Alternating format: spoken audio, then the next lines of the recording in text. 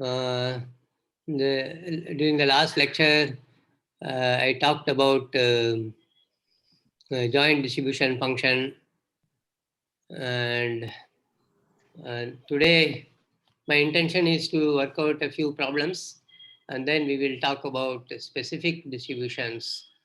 Okay, this is a plan for today. Before I start, I want to draw your attention to this fact that the midterm schedule has been announced. I believe test for probability theory is scheduled to be on 16th of March. That should be a Wednesday. So let me just check once again. Just 1 second, please. Yes, it is Wednesday and it's in the afternoon. The test will start at 2 o'clock. So please keep that in mind. Okay. Let me recall this following. So suppose that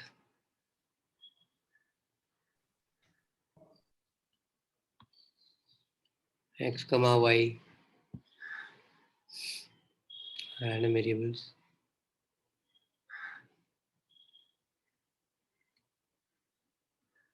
Random variables.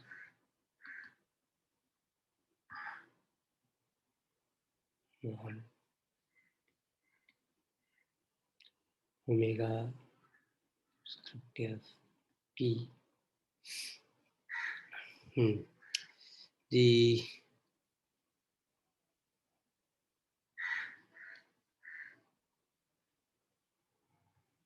I am just stating it for only two variables, but we did it for any n variables. Joint distribution function. Distribution function fxy. This is from R2 to 01 is defined as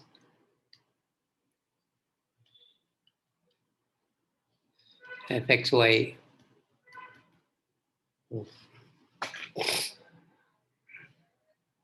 x comma y is a probability of x less than or equal to x, y less than or equal to y. Yeah. So let us straight away do some problems.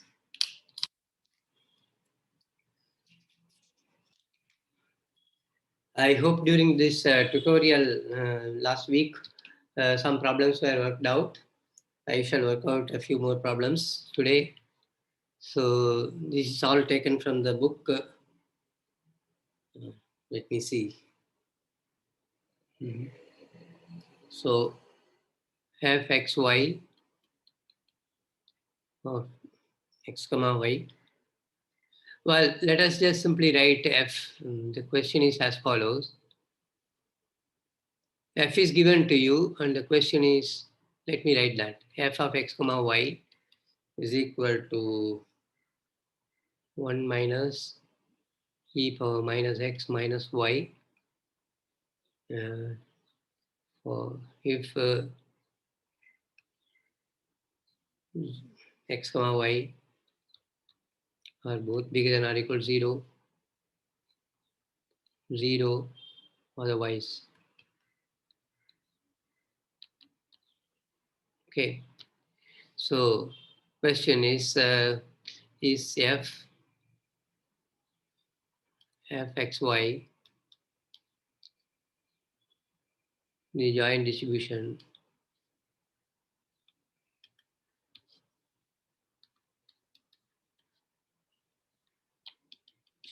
function of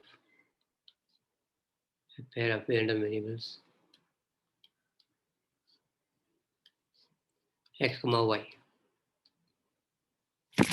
So you're only given fxy. You want to know whether it can be joint distribution function of random variables x comma y. Okay.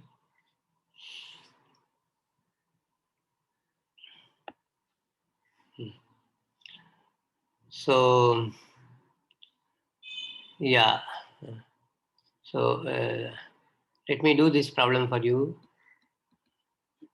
Takes a little while to understand what is happening, but you can uh,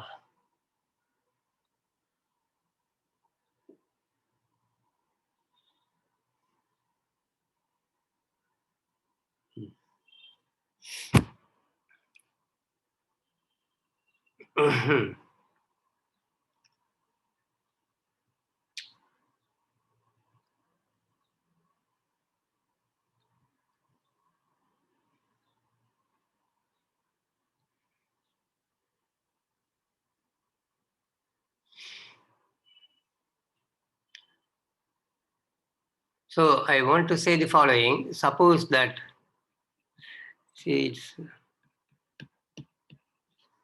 suppose that fxy is actually a distribution function, joint distribution function, fxy of x comma y. Okay.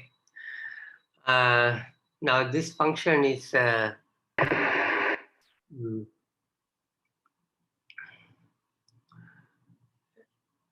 I mean, if you at least look at the open part, it's a smooth function.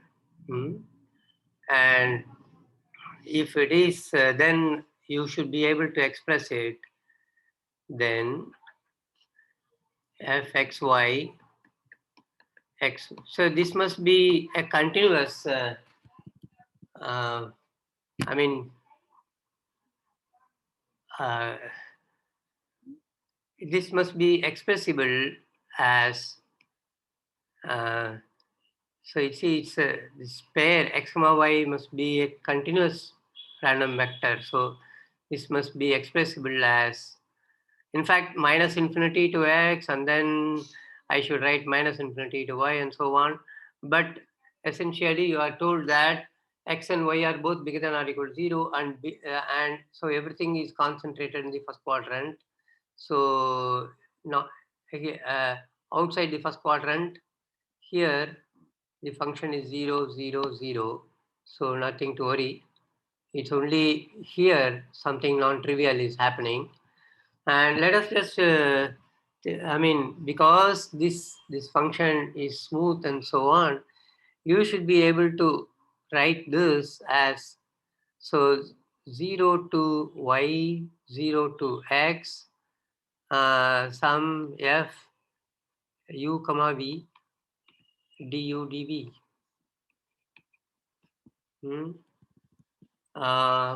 For some function, in fact, that also should be smooth, but for some function f u comma v. Okay, so this is at least for x bigger than or equal to 0, y bigger than or equal to 0. This is for this.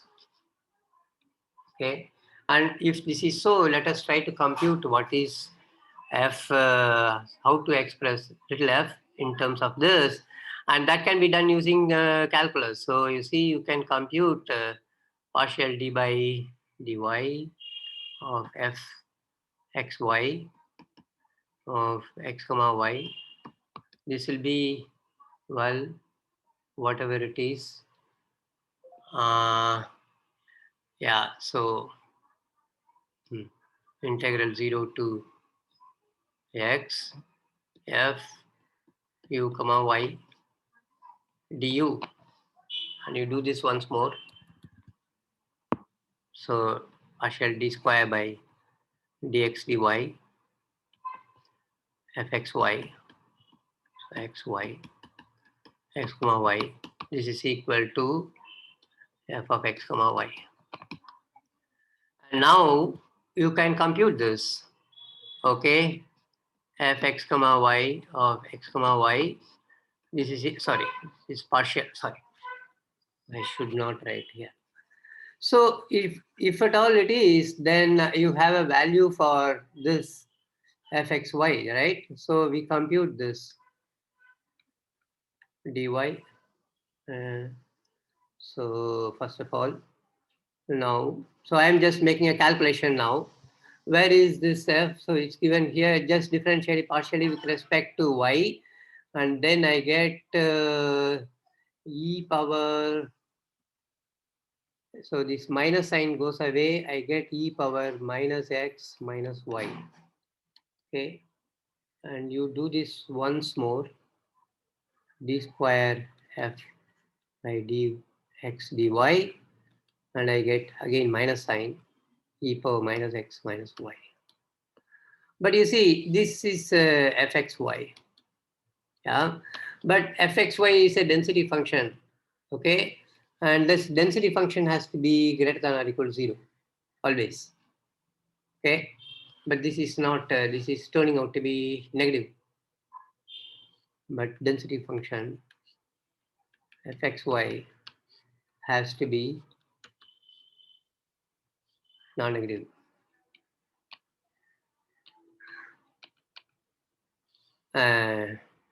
But therefore, so I, if you want, therefore f cannot be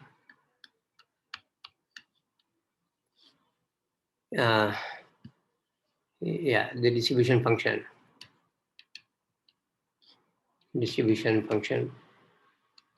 of any random variable of xy or any xy. Okay, so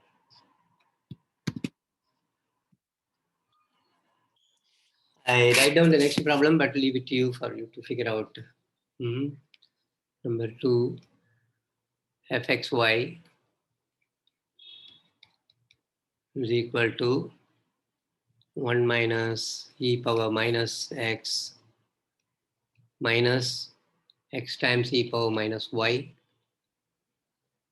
0 less than or equal to x less than or equal to y, and 1 minus e power minus y times e power minus y if 0 less than or equal to x less than or equal to y, and 0 otherwise.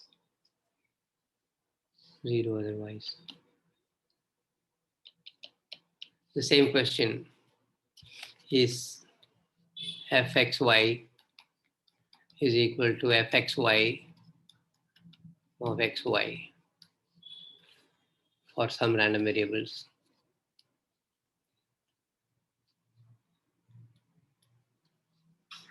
X comma y. Okay.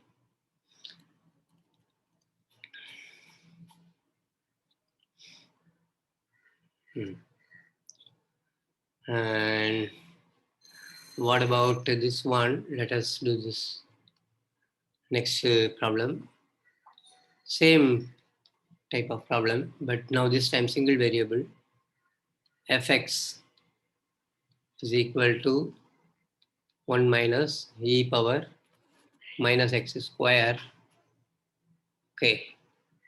X bigger than or equal to 0. So 0 otherwise. Okay.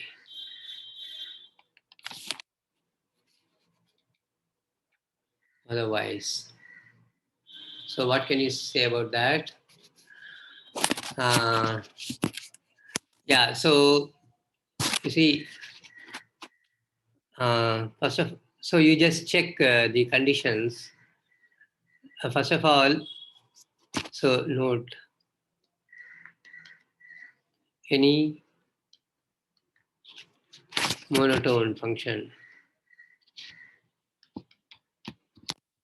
increasing function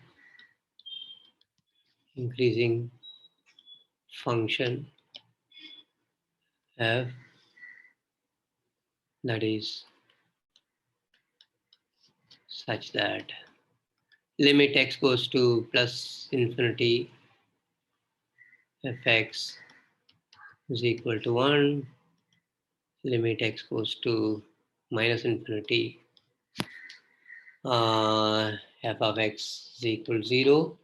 And one other thing, namely continuous from the right. That is so always satisfied here. So let me just I don't want to recall the entire property in full generality. Let me just say continuous, because that's the only situation that we are in here. So any continuous monotone increasing function such that these properties are satisfied is the distribution function of a random variable x. Okay, so here is this when you put x equals 0, what do you get? 1 minus e power 0, which is again 0. So this is, and then when you allow x go to minus infinity, it's obvious it's 0. When you go to plus infinity, so this becomes 0 in the limit. So you get 1. So indeed, fx, this is, so fx is equal to fx of x for some random variable.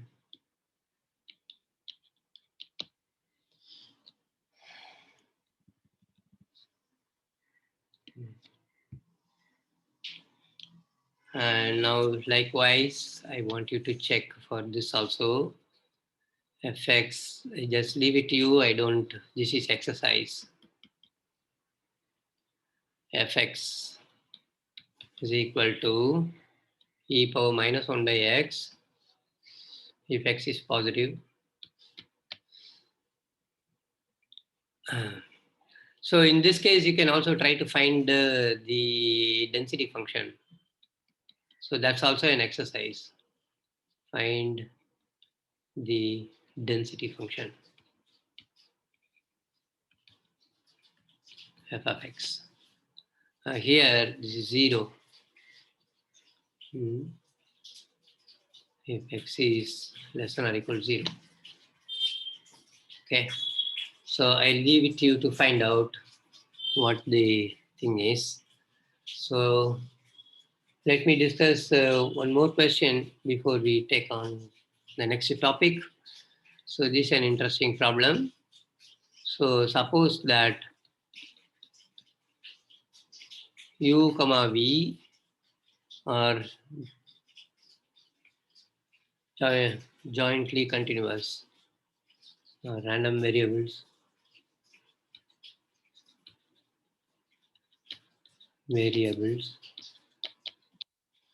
which are jointly continuous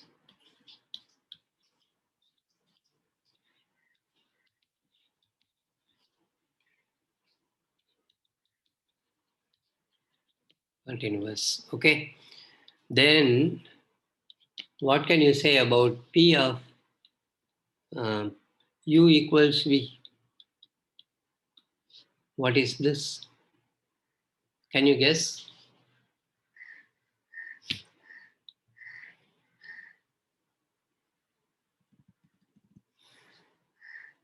Zero, sir. Absolutely. So you see, let me explain why it is so. Okay, so it is like, you see, let me draw a picture here. So this is the u axis, v axis, okay, and you have a certain function fuv,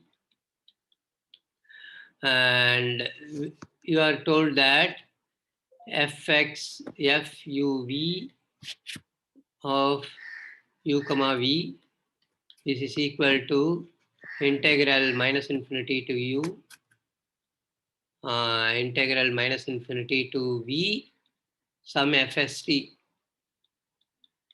ds dt. Okay, and what does this mean?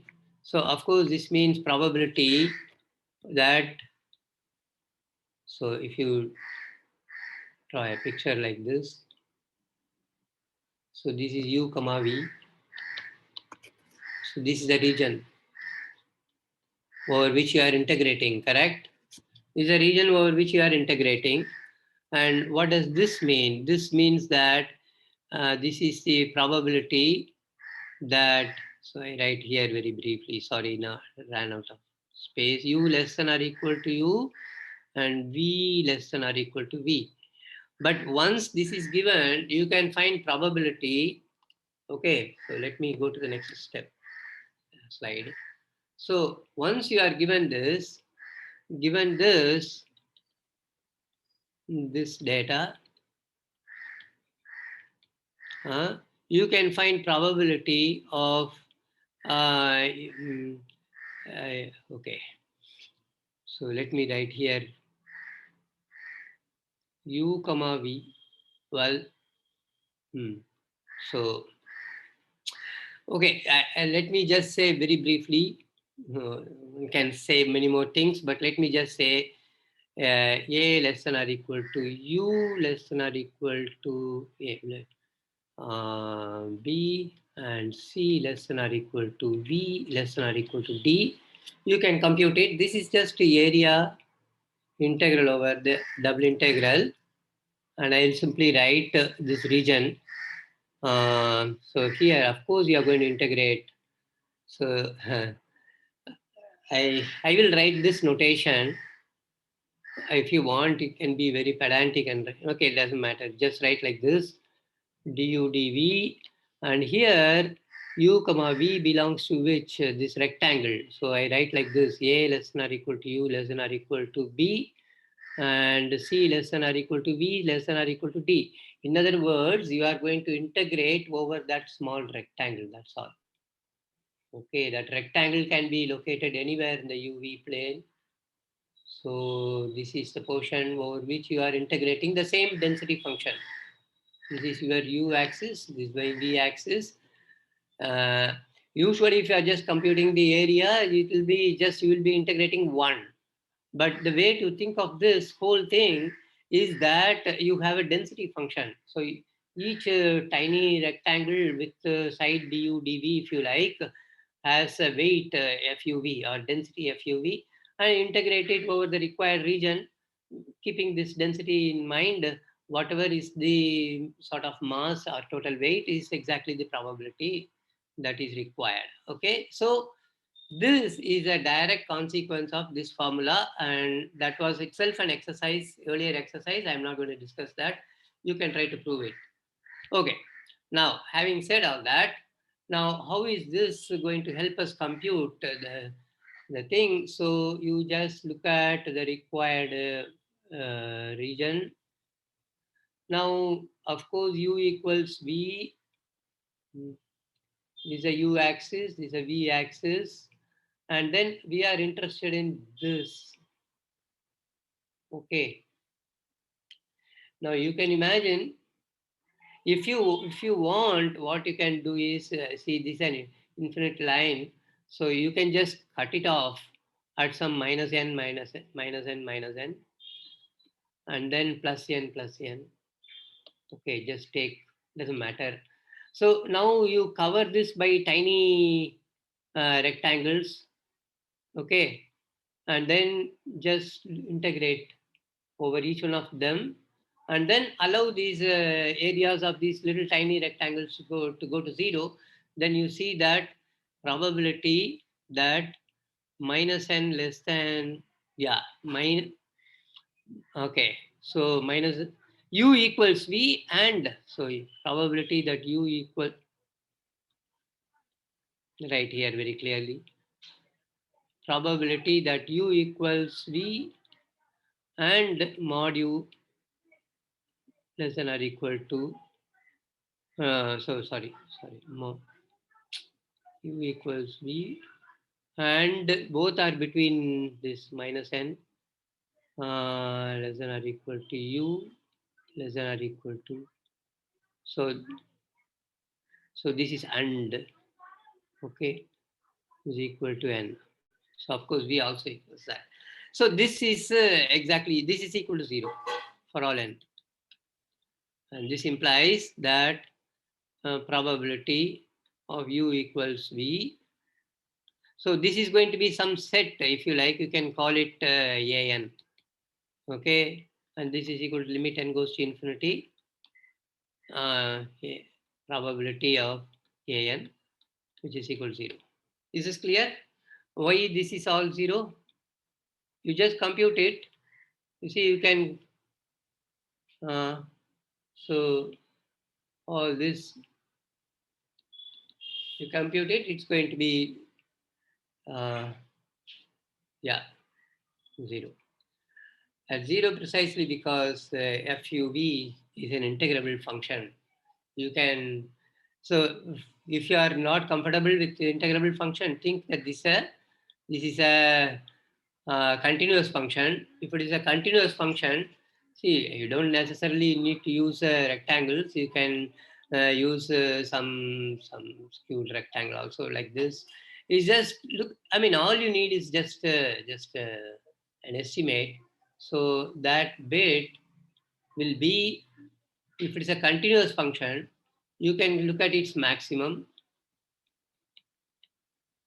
and that maximum is some number which is going to be bounded by 1 anyway.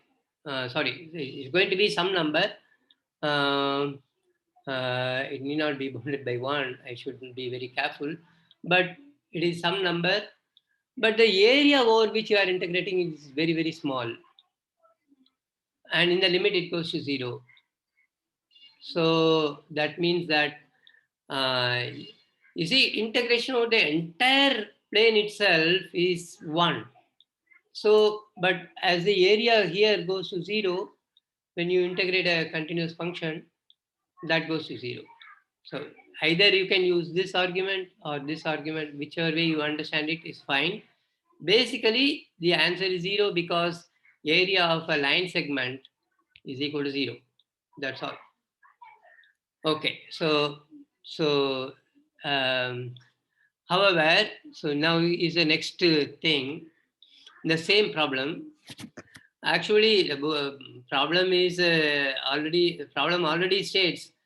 Note that P of u equals v equals 0. Probability of u equals v is equal to 0 when u and v are random variables which are jointly continuous.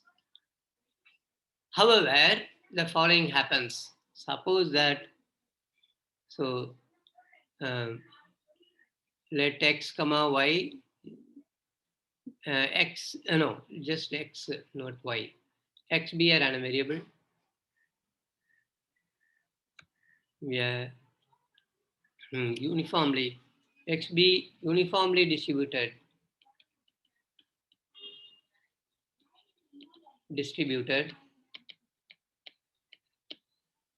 on open interval 0, 1, you are told. And let, I'll explain what this means, and let x is equal to y. Okay, then probability of x equal to y is equal to 1. Is there a contradiction? This is a question. So then show that. Is there a contradiction? Is a question. So a kind of a conceptual question. So what does it mean to say uniformly distributed? So this means that probability of, so x lying between two numbers, a less than or equal to x less than or equal to b, this is equal to b minus a divided by length of the interval, but length of the interval here is 1. So I may as well just omit that. Okay. So now, what is the difference between this question and this question, the previous thing? So here you are told x equals y. Okay, you are only told x equals y and x is uniformly distributed. There you have two random variables. Okay, and so which are jointly continuous, meaning FUV little u comma little v is given by this formula for some continuous function. It's more generally integrable function, but let us just say continuous function for our convenience. Okay, so this is what you are told.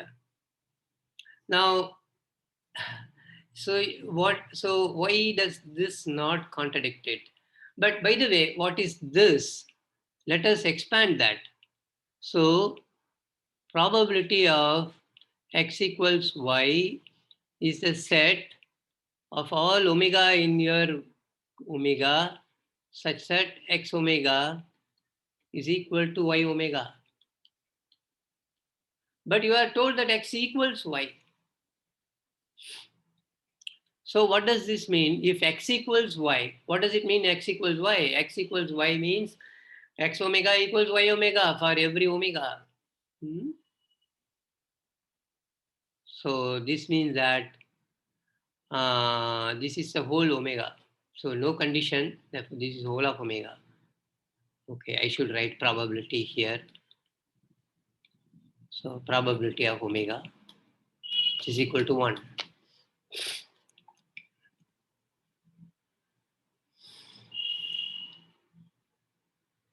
Is this clear? No.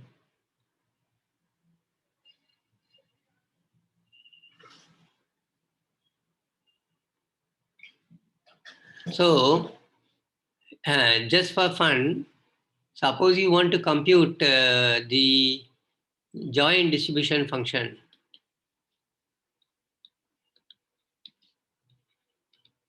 Distribution function of x and y equals x is. So how will you write it? This is a okay. So probability of the set. So you see, okay. Let me just write this f x y. So x comma y. This is equal to probability x less than or equal to x and y less than or equal to y. This is same thing as, of course, I mean, just y equals x, no? This is same thing as probability of x less than or equal to minimum of x comma y. Okay? Because x equals y.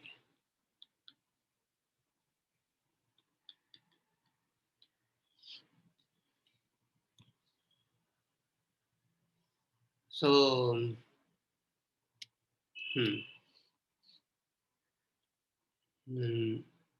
yeah, I mean, the two variables just get fused and you just simply get one variable. This is it. So, in fact, yeah,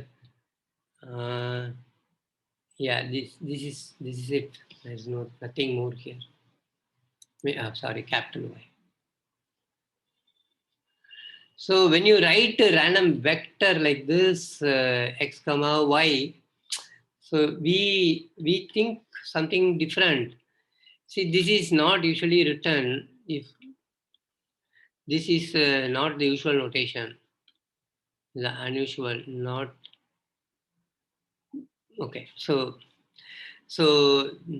this how to say? Let me explain what I mean by this. This is a subtle point and just don't want to rush through and move further ahead because this distinction should be understood. In fact, I wrote like this, but perhaps this is not even legal. If at all there is a meaning, this is the only meaning you can attach when you write like this. Okay. Yeah. The reason is the following. Because when you have two variables, x comma y, two random variables, whatever they are, you get a random vector like this, no? Where is it moving? Yeah, R2.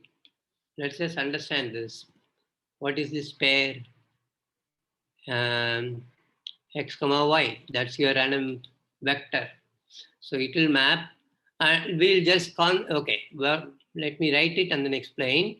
This is x omega, y omega. But if x equals omega, what happens? If x equals omega, yeah, sorry, f equals y rather. So this little problem, one can solve the problem, but one has to understand also what is happening. Then x comma y takes values in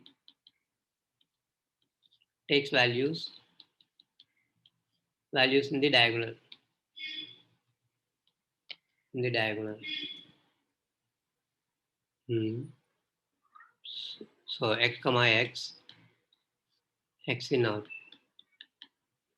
This subset of or 2, it doesn't take values everywhere. Okay, so the whole thing is in here. So that is the reason. Okay, so I think I have said enough about this. It's an interesting problem. One has to be careful. Hmm. Yeah, you will have occasions where you will have a situation. You will say, x and y are identically distributed, independent random variables, and so on and so forth. Identically distributed doesn't mean that the random variables are the same. That's another exercise. So you think about this problem exercise. So you can do this even in a coin toss experiment. Suppose that. So these are sort of subtle points while working with the random variables and distribution functions. Suppose that a fair coin is tossed. Coin is tossed twice.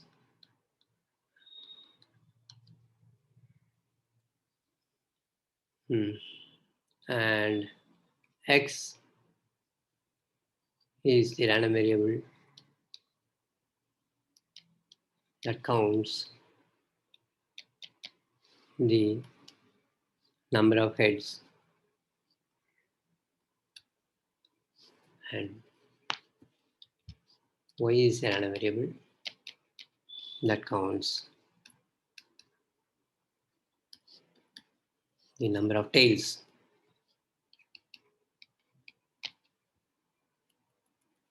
Show that. So this is a very baby problem actually. F of x equals f of y. Okay, fine. So the two random variables are the same functions, okay? Distribution function. Anyway, so we will proceed further. Yes. So I'm sorry, what was the subtle point that you were trying to make when you said when x is equal to y, it lies on the diagonal, right? Yeah. So you see, when you say x, see in general, yeah. So this is a utter triviality. I take omega. So I give you two random variables, x comma y. Okay, x comma y. Yes, sir. Then the image of omega is a vector, which is omega, x omega, y omega. And if x is equal to y, then of course it takes values in the whole thing. And in this case, how is the distribution function going to look like? If you ask, so you see the density function is going to be supported on this, so to say. Everywhere else, if it is continuous random variable. So all I want to say is that fxy. So I said that here, fxy. If x equals y, so you imagine x is equal to y. See, x is equal to y. I'm not changing that. But x is a random variable which is identical to y. Okay. Yes, sir. Then what is fxy xy? By definition, this means x less than or equal to x, comma y less than or equal to y. That is all those pairs x comma y. Okay, so this is I should write very carefully. This is a short form for all. So this set x less than or equal to x, y less than or equal to y is the same as a set of all omega such that x omega is less than or equal to x, and y omega is also, of course, x omega, y omega is less than or equal to y. But this is also the same thing as saying this set of all omega such that x omega is less than or equal to minimum of x comma y. Correct? Yes. That's it. So you see, it is just it becomes a single variable distribution function, except of course this minimum comes here. That's the only thing. And so if you didn't put any, so suppose you want to write, yeah, uh, uh, what is a probability? Like I said here, you see, once you are told this, you can find probability that capital X comma capital Y takes values in any region. Okay, that's what I was explaining here. You can find, so for any region, just at least if they can be expressed in terms of rectangles, you can compute the thing here. Okay, the integration over this. Okay, for the Yes. time being, suppose x and y are continuously distributed. Then you are asking, once you are told this, and you want to compute, x and y belonging to a rectangle, it would automatically mean that actually it lies on the diagonal. That rectangle intersected with the diagonal. You understand? That's what I was saying. See, this, what is the significance of, let us take a rectangle here. I don't want to rush through. I don't mind spending extra 5 minutes. So you take a rectangle here like this. Okay, it doesn't meet the diagonal. What does it mean? This means that, and I want to find probability that capital X comma capital Y takes values here. And mind you, y equals x.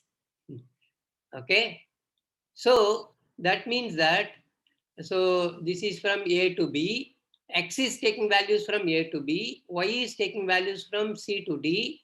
But if it doesn't meet the rectangle, okay, the two intervals here, they are disjoint. Okay, you can just find those two integral by just projecting to the u and v coordinate, the x and y coordinate. This integral and this interval, when you draw on the same real line, they don't intersect. If they intersected, they will meet the diagonal. Yeah, they have no points in common. So x and y have no points in common. Okay, so that means that they take disjoint. You want x to take, I wrote somewhere here. Let us go back here. I wrote that somewhere here. Yes. Okay. So imagine this is x and this is y. X is taking values between A and B. Y is taking values between C and D, but y is identical to x. There is no difference. But this interval A comma B and interval C comma D are disjoint. That means that this is a probability of the empty set which is 0. Yes. You get something non-zero only if it intersects the diagonal. And this is what I was saying. See, in this case, you get something non-trivial only if it meets a diagonal. Yes, sir. Yeah, that's what I meant. Yeah, thank you, sir. Yeah, welcome. Okay, fine. And this problem is sort of related but not identical. See, in this thing, what is it, the subtlety that I'm bringing out? Okay, we have been saying, well, I mean, of course, if you are given a random variable x, its distribution function fx is uniquely determined. No problem. Now I give you fx and I give you fy, and fx is equal to fy as functions. Does it mean that x and y are the same, or how are they related? There we need be no relation. They can be the same, they can be different, they can be all kinds of things. Okay, so you cannot read much. I mean, just by looking at their distribution function, fx equal to fy, but here it counts, the heads, and y counts the tails. So, yeah. Okay. And now we go back. We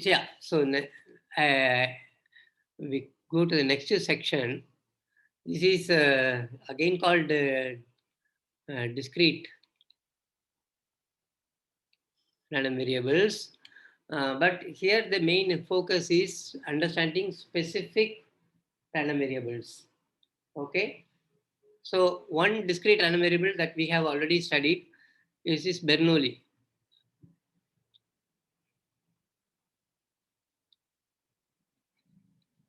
Bernoulli distribution or Bernoulli random variable. Bernoulli random variable. Yeah.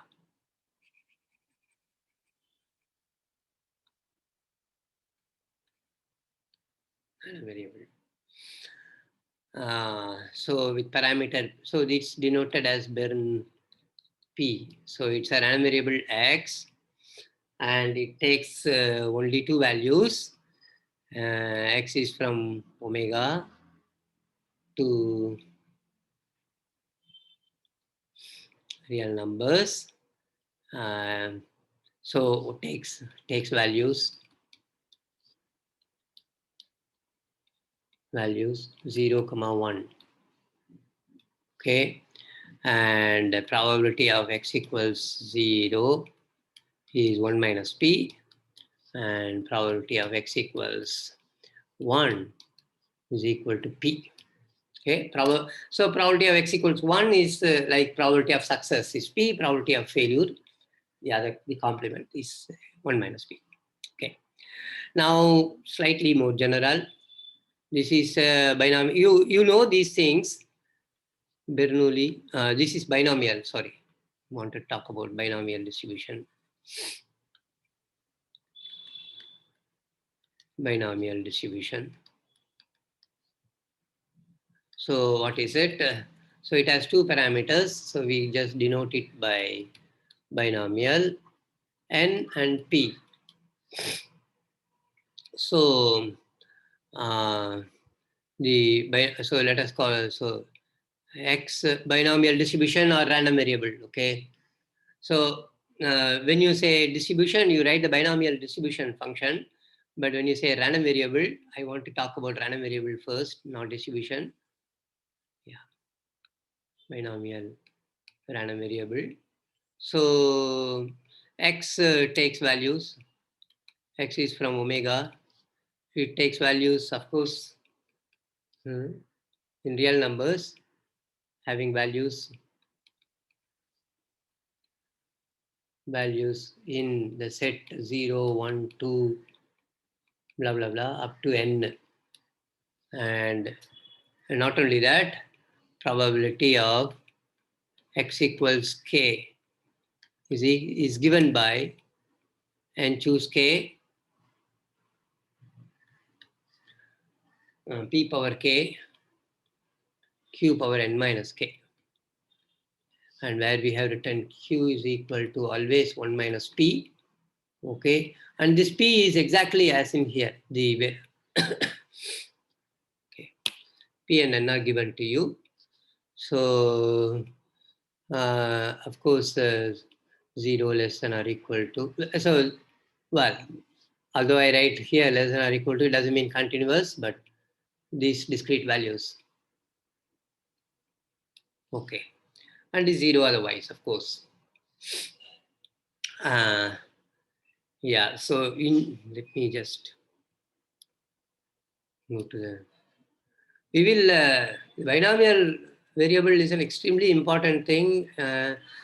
It will come in many places. Let me finish this next distribution also. Poisson distribution. By the way, this means in French it means fish. Of course, it name of a mathematician. Poisson distribution. X. So with parameter, so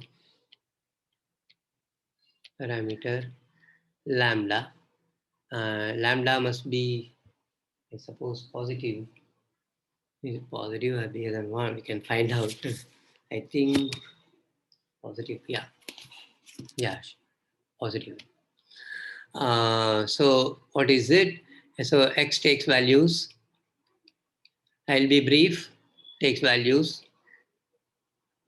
in well, I mean, some people don't include 0 in the set of natural numbers. So just for emphasis, let me write like this. So that is 0, 1, 2, 3, blah, blah, blah. I suppose it takes a value 0 also. Maybe not 0, I don't know. Yeah, I think it takes, yes. It's okay. Yeah. And what is the probability that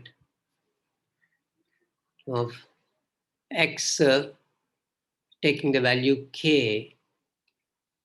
This is, so lambda power k by k factorial times e power minus lambda.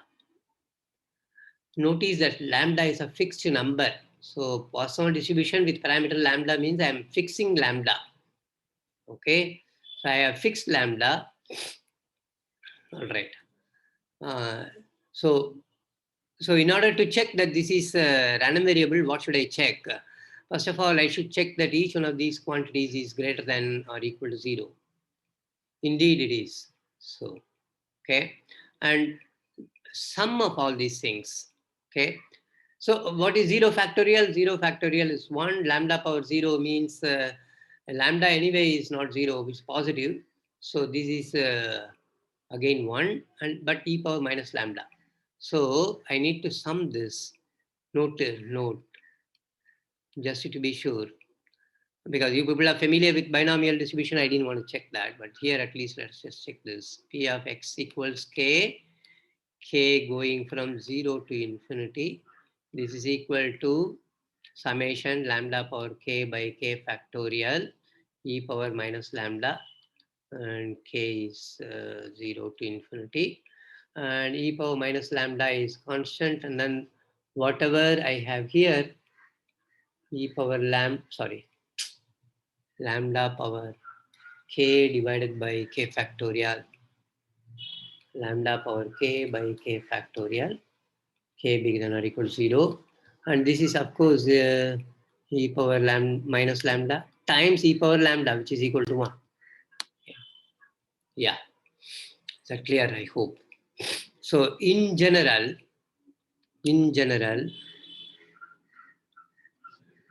if x is a discrete random variable,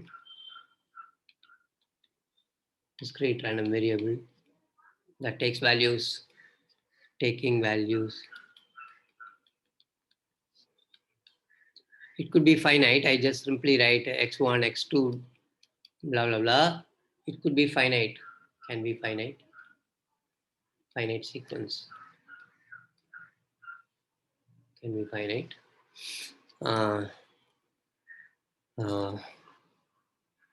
Yeah, taking values in this. The mass function, in general, if this is the case, then the mass function, so this we have already used, but I'm just recalling. The mass function of x is, so f sub x of x is equal to f of, so is equal, just let us write fx. This is equal to probability of capital X equals x. So this is something. So this, of course, 0 unless x is equal to xk for some k. So, okay. And in this case, so write probability of x equals xk as ak, and we'll of course assume that ak positive, then summation k equals 0 to 1 to infinity ak is equal to 1. Okay, so this must be valid.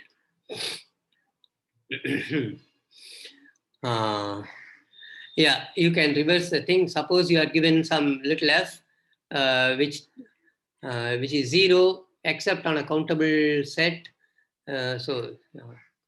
Conversely, if f is from real numbers to 0, 1, yeah, f is from 0, 1. See, in the discrete case, it takes values only between 0 and 1. In the continuous case, well, you may have to allow real numbers, well, at least non-negative real numbers can even exceed 1, doesn't matter.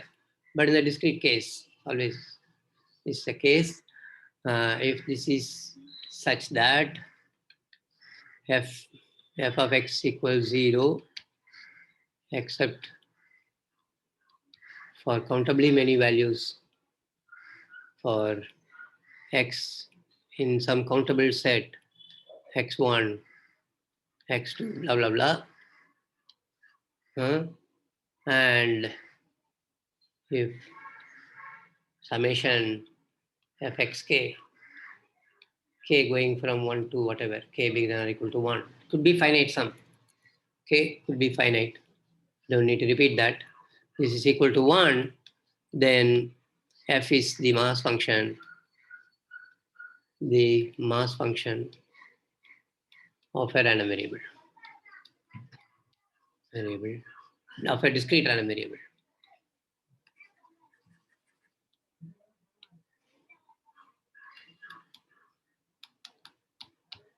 Okay. Random variable.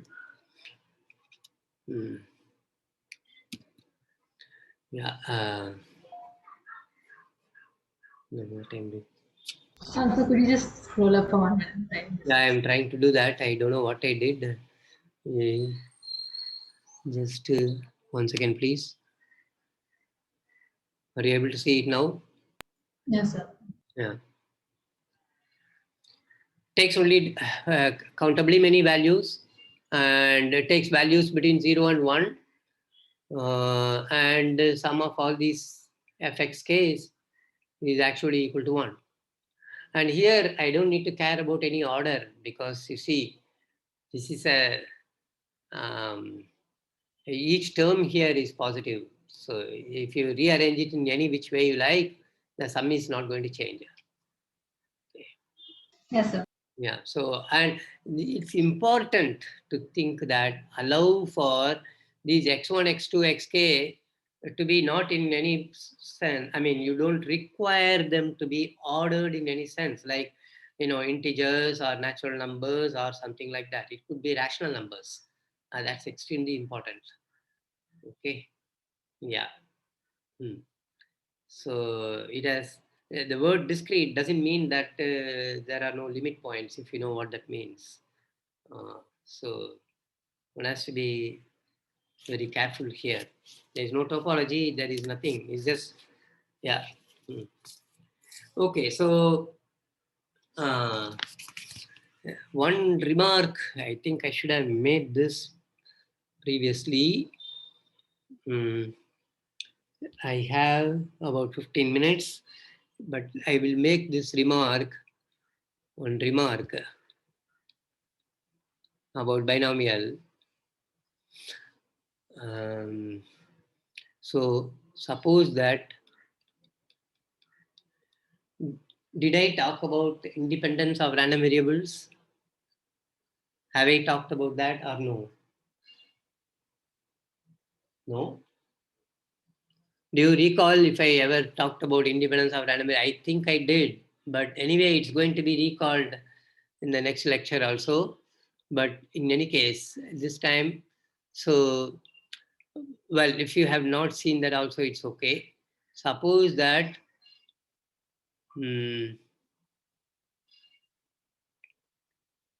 X is a Bernoulli.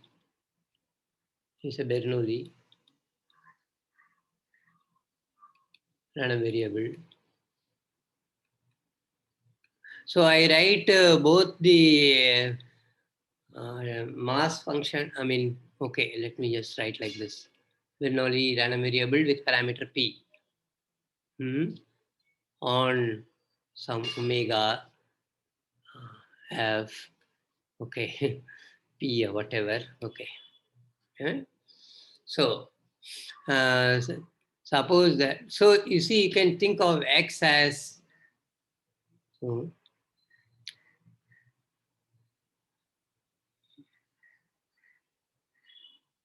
think of x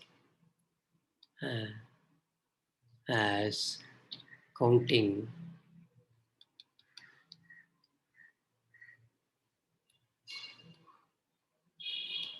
success in a single trial.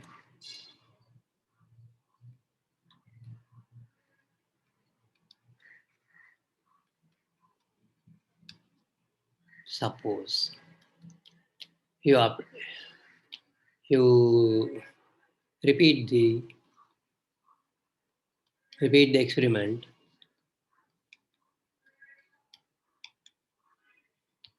n times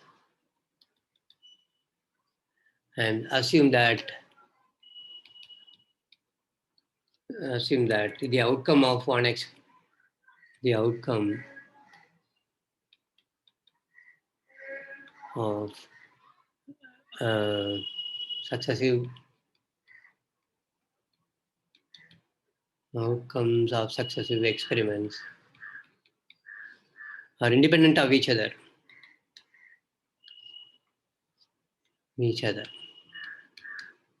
such as in a coin toss or something. Okay. So let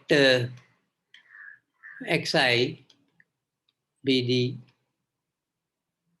the random variable that counts or keep tracks of the success, counts the success in the ith trial.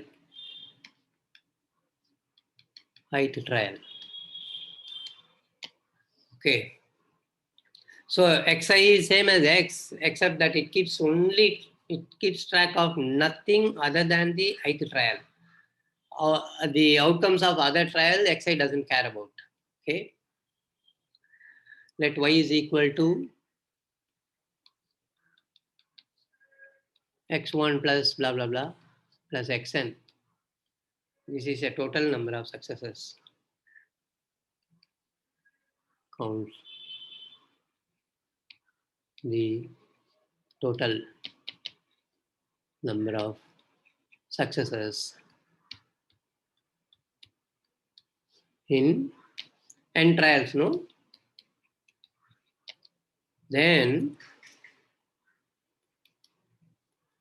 y is binomial with parameters n comma p. Is that clear? Why is it so?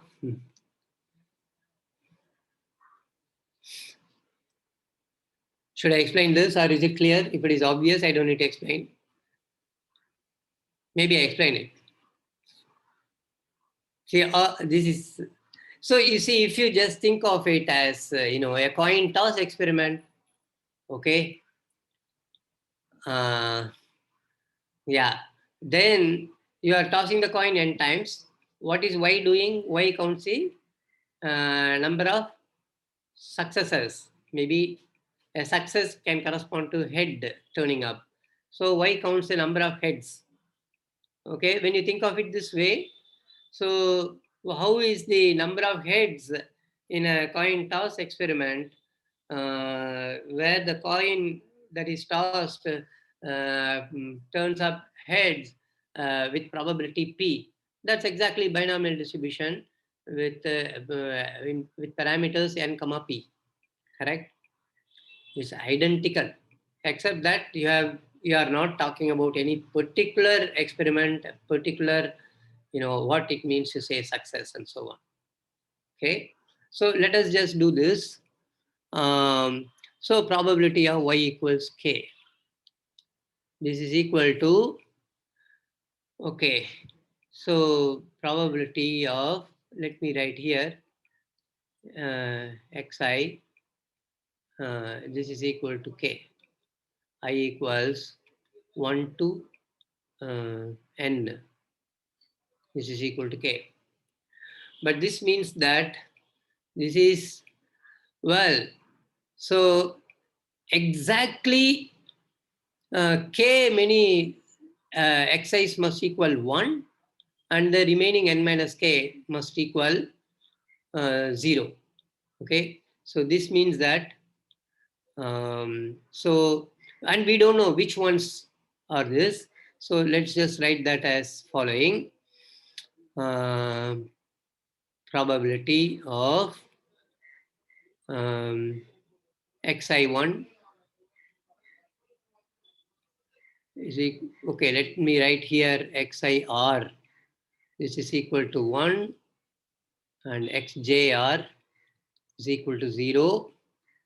And here I may just line up I1s, k of them. Sorry, this is strict inequality. Ik less than ik less than or equal to n, and 1 less than or equal to j1. This is complement. Okay, yeah, let me not write that.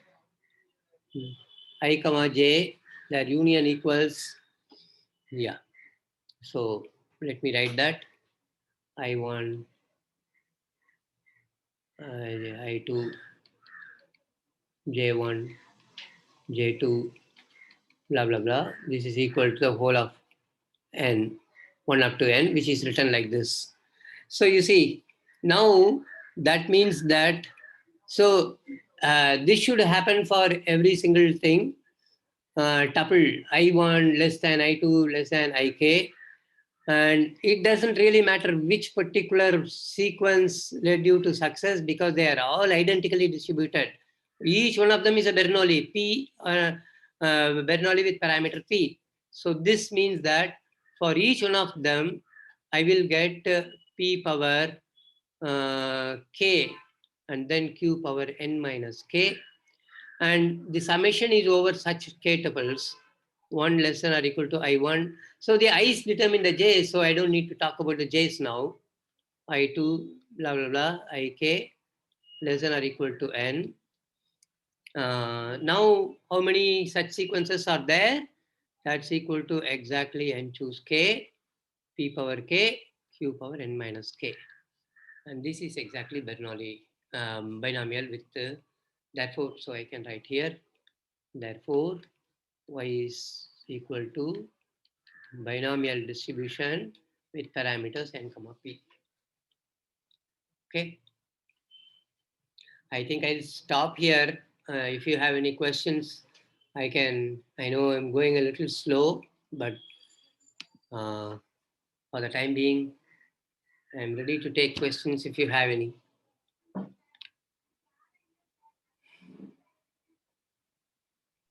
Why the y over? Can you hear me? Why? Sorry, I didn't understand the question. Can Yes. you? So y over here is similar to the y that we did in law of the using the incidence functions in the law of average law of large numbers proof. Yes. Okay. You are asking why that is happening? Are you making a statement or a comment, or are you asking a question? It's not clear. Question. I mean, Yeah, okay, yes. question. Yeah, okay. I understood your question now. Okay. So you see, let me share screen once again.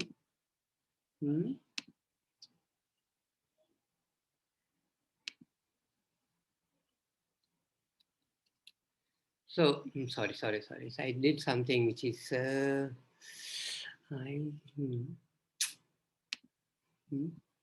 I don't know how to get out of this. press probably some wrong key. I don't know what I did.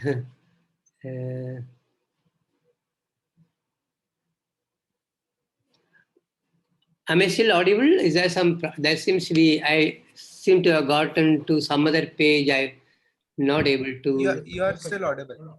Okay. Are you able to see the screen? Yes, I think you will just have to switch to this tab and then it will be. I'll just do it once again.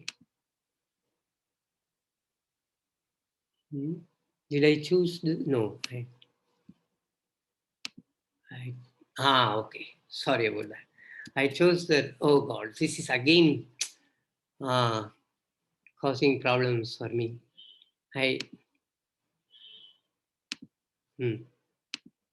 Okay, so let me. I wanted a new page, but I'm having difficulty. If I do that, I get some problem. Okay, see, the thing is, when you say Bernoulli distribution, okay, what we cared about really was what values that x was taking. X took value 0 and 1. That's it. Okay, and the probability of x equal to 1 was given to be p.